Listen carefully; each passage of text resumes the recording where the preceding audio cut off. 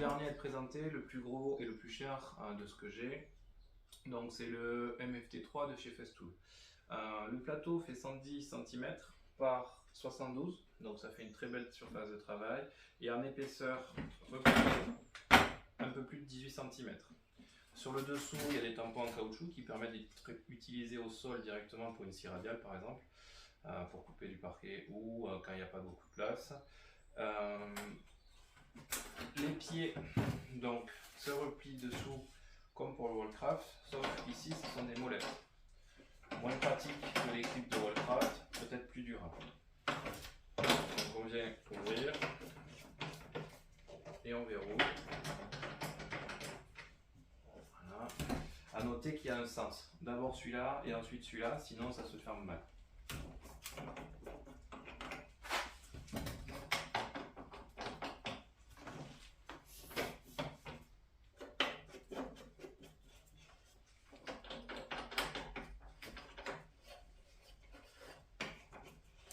Comme pour le Wallcraft, il y a un des quatre pieds qui est réglable. Donc il va venir s'ajuster pour avoir une stabilité parfaite au sol. D'origine, il n'y a pas les barres stabilisatrices, c'est une option chez Festool, chez Wallcraft c'est intégré. Donc ça c'est un petit peu dommage. Et la table est livrée comme ceci. Donc nue, sans bench dock, sans rien. Elle fait... Donc cette table pèse 28 kg. Donc là ça commence à être vraiment lourd au quotidien. C'est très stable avec les barres stabilisatrices. Parce que sans barres stabilisatrices, ça passe son temps à bouger latéralement. C'est quand même dommage. En sachant qu'il coûte autour de 700 € nu. Donc à chaque fois on est obligé de rajouter l'option des barres stabilisatrices si on veut quelque chose de plus facile pour travailler plus facilement et plus précisément. On peut voir que le plateau donc c'est un MFT, le pas 96, donc ça c'est standard à différentes marques, pas celle que j'ai, mais par contre d'autres l'ont utilisé. Et ce 93 permet avec donc c'est 3 x 32, c'est les pas standards en agencement. Ça fait qu'avec une règle et une défonceuse, un rail perforé pardon, et la défonceuse, on pourra refabriquer très rapidement un plateau martyr. C'est pour ça que je l'ai utilisé en martyr et ce n'est pas grave. Ça c'est la description rapide. Je peux remontrer facilement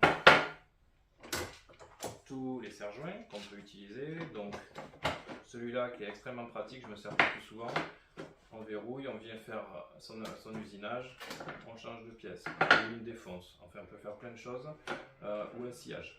On maintient et on vient couper directement sur le plateau, ça tient parfaitement, c'est très précis. On pourra bien sûr utiliser les serre-joints de ce type rapide, donc n'importe où sur le plateau. Ceux-là par contre, il y a des modèles qui passent, des modèles qui passent pas. Là ça passe juste, on vient reassembler par dessous et on pourra utiliser. Contrairement au Wallcraft, on ne pourra pas se déplacer dans une rainure, il faudra le ouvrir et le remettre dans chaque rainure. Donc du coup c'est peu pratique. Ça s'ajustera à des pièces similaires, voire identiques. Il faudra plus favoriser ce type de serre-joint. Grâce à ce serre-joint, on pourra, ça c'est bien pensé, fixer les pièces sur la tranche. Voilà. Et là, on vient faire son usinage latéralement ou une défonce si on vient se mettre affleurant à la table. Donc ça, c'est une fonction que j'utilise très souvent. C'est le latéral. On peut aussi utiliser ces serre-joints sur le pourtour parce que ici le profilé est très large. Donc on va pouvoir venir serrer sur le côté sans trop de difficulté. La hauteur de travail, par contre, est une des plus confortables des 4 établis que j'ai eu. Elle est 90 cm de haut. Moi, c'est une hauteur qui me convient. Je fais 1m80, donc 90 cm. Moi, ça me convient parfaitement. Les autres, je les trouve un peu bas. J'ai peut-être pas mentionné, mais le Stanley, donc celui qui se replie, c'est 78, c'est un peu bas. Le Wallcraft, c'est pas mal, c'est 87, donc ça s'approche des 90 de celui-ci. Et le tout petit Wallcraft Master 200, c'est 80, c'est un peu bas. Le plus bas c'est le Stanley, c'est vraiment bas. Sur ce plateau, donc comme pour le Wallcraft, on pourra mettre une scie radiale, la boulonner, elle ne bougera pas. L'inconvénient que je trouve, donc c'est le poids, 28 kg, c'est énorme. La charge admissible, c'est 120 kg, c'est très faible, je trouve aussi. C'est comme pour le Wallcraft, c'est une structure très solide, je pense qu'on peut aller beaucoup plus loin, mais le fabricant garantit jusqu'à 120 kg. Un inconvénient, c'est que quand on porte l'établi plié et qu'on le pose sur le sol, c'est directement les rails aluminium périphériques qui sont en contact avec le sol. Donc ça les endommage petit à petit, alors que Wallcraft, eux, ils ont prévu des tampons caoutchouc. Ça, c'est pas mal. Donc peut-être ça peut se rajouter avec une imprimante 3D, à voir. Donc voilà pour cet établi.